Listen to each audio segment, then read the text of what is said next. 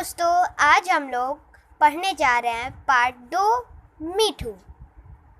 तो चलिए शुरू करते हैं इसकी कहानी। बहुत दिनों पहले की बात है। लखनऊ शहर में एक सरकार कंपनी आई थी। मतलब बहुत दिनों पहले की बात है। लखनऊ के शहर में एक सरकार ने कंपनी भेजी थी। उसके पास शेर, भालू, चीते और कई तरह के जानवर भी थे। मतलब उस जो कंपनी आई थी लखनऊ में, सरकार ने जो भेजी थी, उसके पास चीते, शेर, भालू, कुत्ते, बिल्ली और कई सारे जानवर थे। इनके साथ ही एक बंदर मीठू भी था। एक बंदर जिसका नाम मीठू था। बच्चों के झुंड रोज इन जानवरों को देखने आया करते थे। रोज बहुत सारे बच्चे, इतने सारे, पूरा भर जाता था जू, और उन्हें देखने आते थे। तो ये आप लोग देख सकते हैं, ये मीठू बंदर है और ये एक लड़का गोपाल है। तो चलिए पढ़ते हैं कहानी। और मीठू ही उन्हें सबसे प्यार करता था। जो मीठू बंदर था, उन्हें सबसे प्यारा था वो। उन्हीं बच्चों में से गोपाल भी था। उन्हीं बच्चों में से, जितने बच्चे आते थे, उन्हीं बच्चों में से एक गोपाल भी बच्चा था। वह रोज आता और मीठू के पास घंटों चुपचाप बैठा रहता। उसे शेर, भालू, चीते आदि कई प्रेम ना था।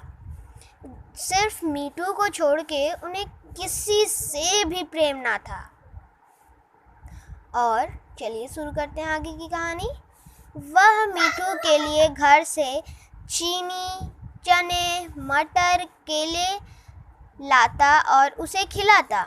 मीठू भी गोपाल से इतना घुल मिल गया था कि बिना उसके खिलाए कुछ न खाता। इस प्रकार उन दोनों में अच्छी दोस्ती हो गई। एक दिन गोपाल ने सुना कि सरकार कंपनी वापस जा रही है, तो उसका मन थोड़ा उदास हो गया। फिर अपने घर गया और रोने लगा। उसकी माँ आई तो पूछी, गोपाल बेटा, क्यों रो रहे हो तुम? उस गोपाल ने कहा, सारी बातें बताई कि सरकार कैसे कह रही थी कि हमें वापस जाना पड़ेगा। हमें सरकार ने फिर से वापस बुलाया है। उसके बाद वो गोपाल बोला कि माँ, मुझे पैसे दो, मुझे मीठू को खरीदना है। गोपाल ने बोला, मुझे मीठू को खरीदना है। तो वो बहुत जोर से रोने लगा। तब माँ ने आखिरकार पैसे निकालने ही दिए। लेकिन गोपाल पर माँ के समझने का कोई प्रभाव नहीं हुआ। जब माँ ने समझाया, बेटा मत लो, तब पर भी कोई असर नहीं हुआ। तो चलिए देखते हैं आगे की स्टोरी।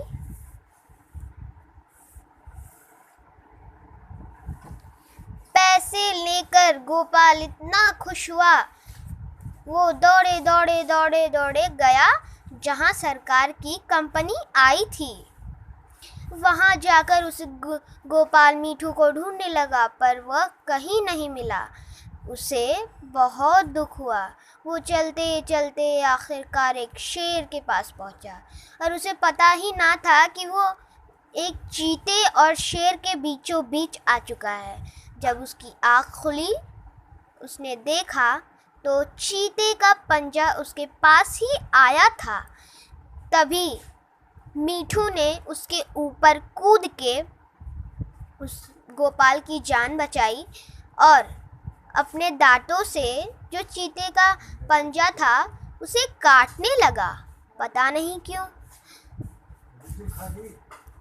उसे इतना प्यार जो था।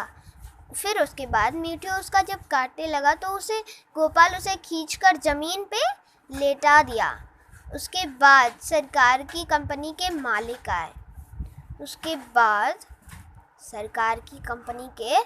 मालिक आए। तो उन्होंने कहा, गोपाल ने कहा कि सरकार कंपनी वाले सर, मुझे मीठू चाहिए, मैं क्या कर सकता हूँ, मैंने तो पैसे भी लाए हैं, मुझे दे दीजिए। तो सरकार कंपनी के मालिक ने कहा कि अगर तुम इसे ले जाना चाहते हो तो मुझे पैसे मत दो, पर इसके खाने पीने का बहुत अच्छे से ध्यान रखना। तो उसे जब सरकार कंपनी ने कहा कि तुम इसे ले जा सकते हो तो गोपाल तो झूम ही उठा। उसके बाद वो घर जाके